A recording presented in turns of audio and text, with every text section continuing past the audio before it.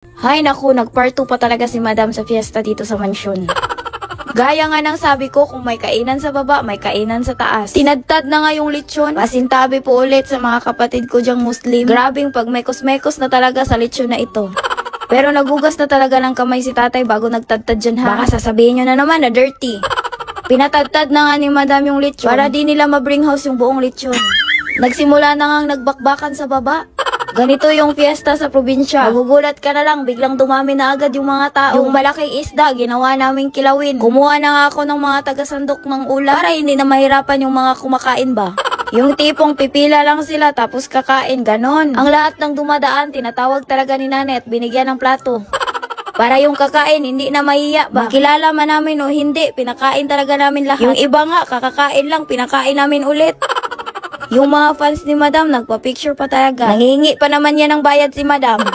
Hindi mawawala sa fiesta yung mga balabal driver. Eto na nga yung sinasabi ko sa inyo. Kung may bakbakan sa baba, may bakbakan din dito sa taas. Grabe talaga yung fiesta nyo, Madam. Up and down yung kainan, bongga.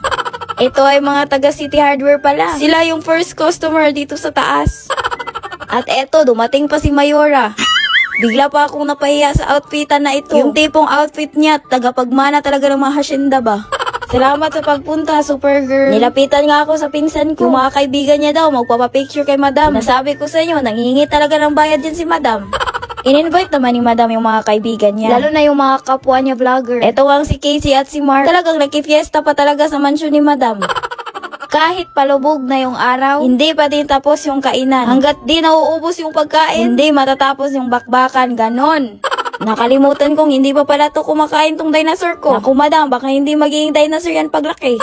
Hindi pa talaga natatapos dyan. Sa gabi, nagpa-live band pa talaga yung Madam nyo.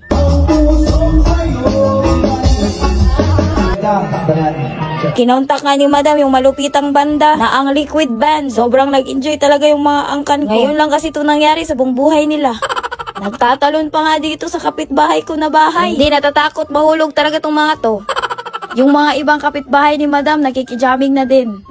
Medyo nakainom na nga tong mga to, kaya ang gagaling ng sumayaw. Eto pa yung nakakatawa. Pati yung aso dinamay pa. Kaya walang choice yung aso, nakisayaw na din. Pero pinasita ko na din maya-maya kasi baka biglang bumuga ng apoy ang aso na yan. Pagkatapos nga ng banda, may konting diskuhan. Kaya sa mga kapitbahay ni Madam dyan, pagpasensyahan nyo muna. Siyempre, fiesta din naman. Paminsan-minsan lang to, kaya ito do na. Ang ganda din kasi ng music. Hindi talaga mapigilang hindi ka makakasayaw. Kaya nilabas na ni Madam yung dance moves niya. At salamat nga din pala kay Sir Ram sa speaker, sa microphone at sa mga kagamitan. Mga alas 2 ng madaling araw, pinay-stop ko na. Kaya kinabukasan, ito na si Madam. Natulala na lang talaga. Ewan ko kung anong iniisip ni Madam dyan. Basta ang alam ko, napasobra yung gastos ni Madam. Kaya eto, kakain na lang muna siya ng pansit canton. Buti nga Madam, hindi ka nagtutuyo eh. Siyempre, tapos na yung fiesta, kaya back to normal na kagad. Mga ilang araw munang magtitiis si Madam na ganito yung ulam. Minsan lang naman dadaan yung fiesta. Kaya okay lang yan, Madam. Sanay ka naman sa mga ganyang technique. Matulog ka na lang ulit, Madam. Baka sa panaginip mo, totoo na yung sako-sako mong pera.